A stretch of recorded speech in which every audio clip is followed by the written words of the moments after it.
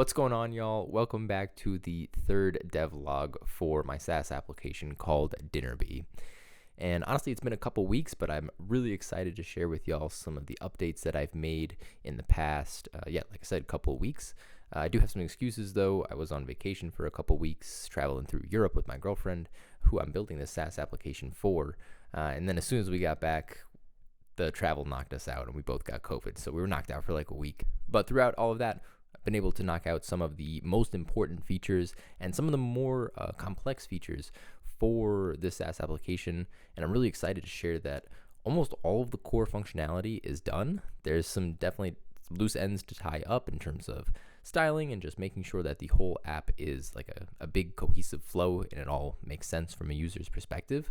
Now, there were definitely a few things that I really had to dig deep and learn, just some areas that I'd never really worked on before in programming, but that is kind of the essence of programming and being a software developer and building SaaS on your own. It is a continuous cycle of learning, and that mindset of continuous learning is why I wanted to partner with today's sponsor, Brilliant. Brilliant is where you learn by doing, with thousands of interactive lessons in math, data analysis, programming, and AI. And Brilliant really is the most effective way to learn, as each lesson is filled with hands-on problem solving that lets you play with concepts. This is a method that has proven to be 6 times more effective than just watching lecture videos.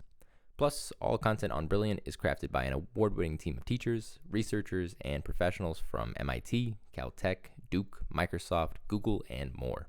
Personally, what I've found most impactful are their programming courses that develop your mind to think like a programmer. There are beginner-friendly and advanced courses from general programming all the way to how LLMs work under the hood, with real-world applications and case studies that explain how to apply your new knowledge. To try everything Brilliant has to offer for free for a full 30 days, visit brilliant.org/Gino or scan the QR code on screen, or you can click on the link in the description. You'll also get 20% off an annual premium subscription. Thank you again to Brilliant for sponsoring this video. And I'm going to jump into my computer in just a second to show off some of the features that I have completed, but I do have some really exciting news that I want to share with y'all. And that is that I'm going to open up a beta for Dinnerbee, which will likely run for about a week in late November or early December. So I'm going to leave a link down in the description for anybody who wants to sign up for that open beta. All I really ask is that you start using the app a little bit, are able to use it with another person, because that is a big feature of Dinnerbee, is being able to share guest access with another person. And that you have access to Discord to kind of have some open feedback throughout the beta period.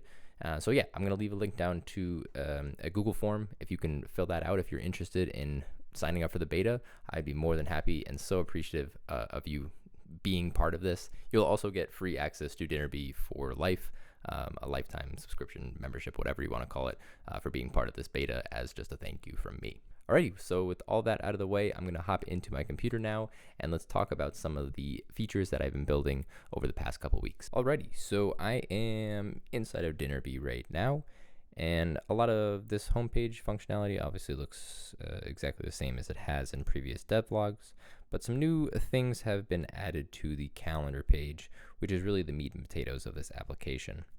First thing that I want to address is there was a bug that I noticed in the last devlog where if I were to schedule a recipe, for example, for 10/18, it would have, for some reason, I still never really found out exactly why. I fixed the bug, but I don't know exactly why. But it would schedule the recipe for the day prior to 10/18, so it would have scheduled it for 10/17. But now it works perfectly where it schedules it for the correct day, and it also closes that modal, and that recipe now appears right away, which is a nice user experience. And then this recipe modal pops up as it did previously, but now I'm able to hit this delete recipe, and the same kind of user experience happens where that delete happens immediately, and the modal closes, and now you see the updated UI.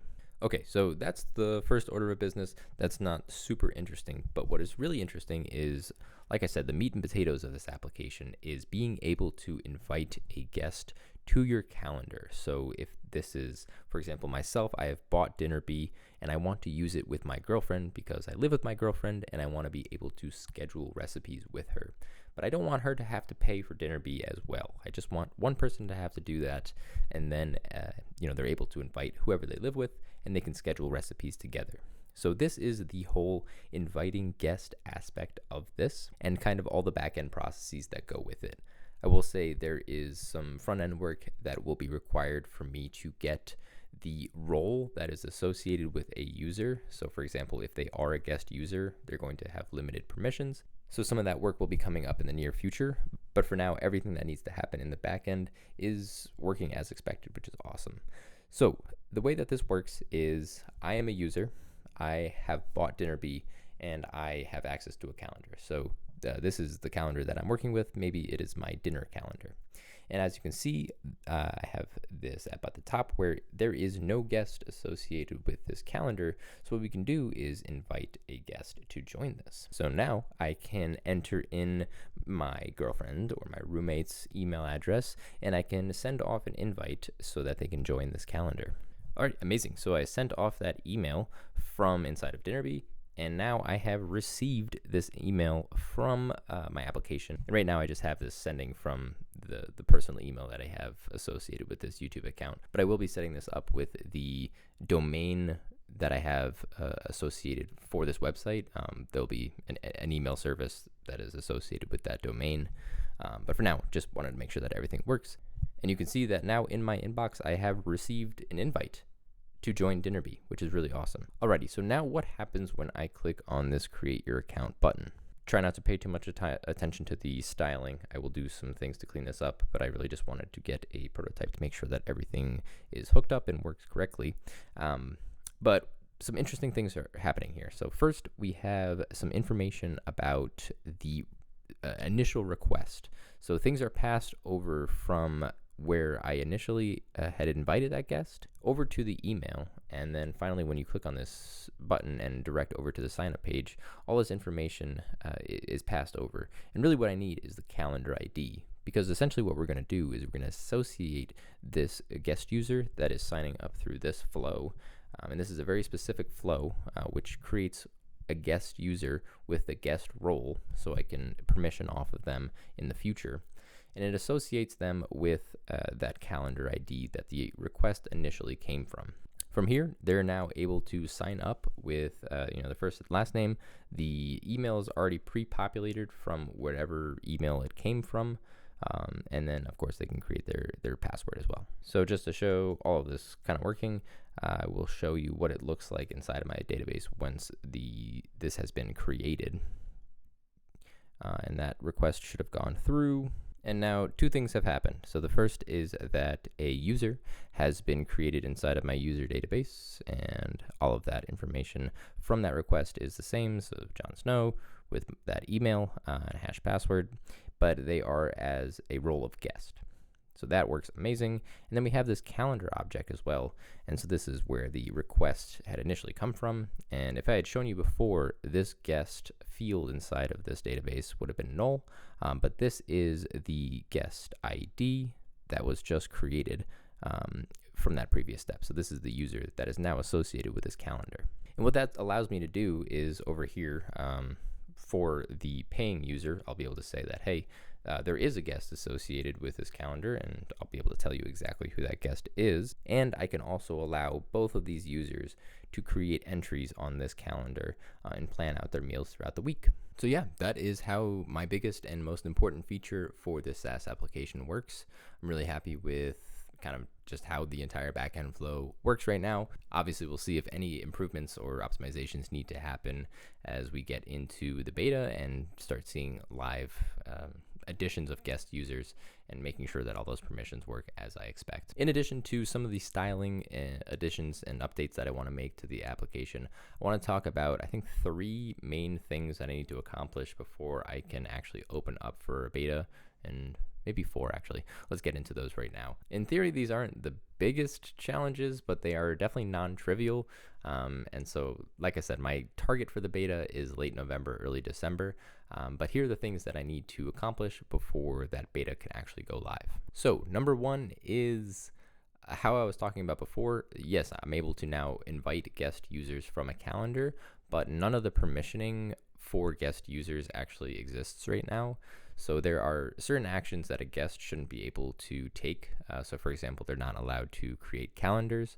I do think that I want to allow them to create recipes, and I want them to be able to schedule recipes on the calendar that they've been invited to as well. So there are a handful of things that I'll need to do on the front end to make sure there's some conditional rendering of certain components, and then also, protected routes to make sure that they can't access things that they shouldn't be able to access. And none of that can be implemented until I have user accounts from my front end working correctly. So that is number 2. Essentially, the way that I've been testing this locally right now is I have one user who I'm doing all of the testing off of. That's just a user that I pre-populate into my database, and I can take actions off of that user.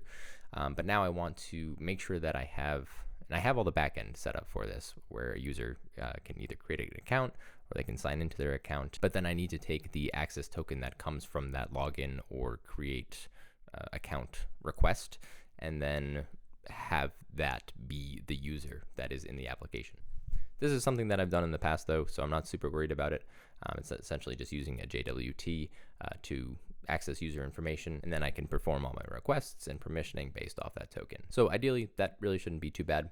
So that'll lead me into the third thing that I have to do, which is just some general styling overhaul.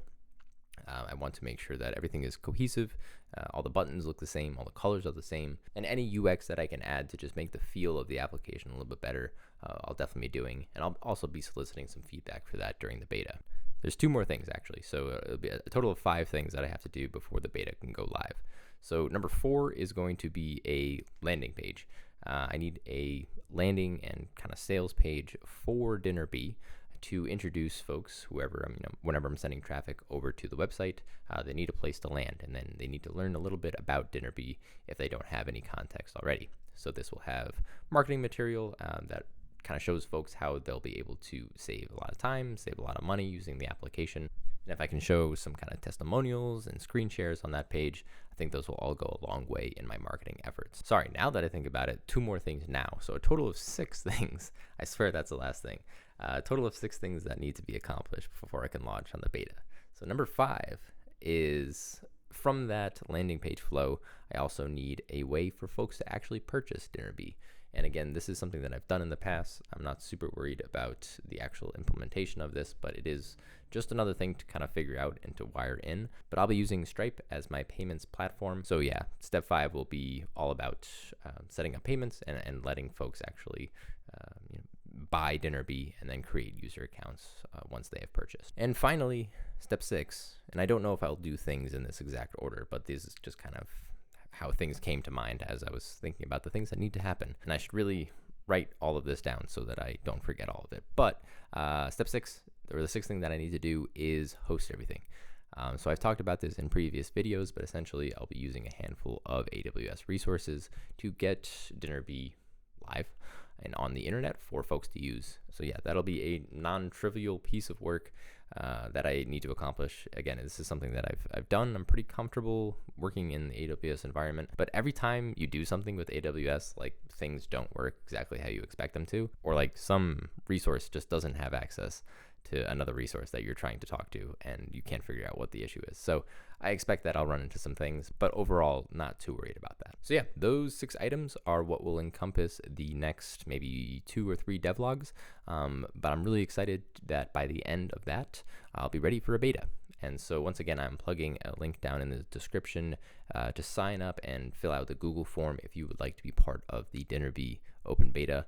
I'm looking for small size, maybe about 25 folks. And really all I ask is that you're available via Discord to chat about your experience and let me know about any bugs or just optimizations that I can make before I go live. Thanks again to Brilliant for sponsoring the video. Really appreciate that. There'll be the first link in the description. I really appreciate you watching all the way through to the end of this video, and I look forward to seeing you in the next devlog. Have a great rest of the day.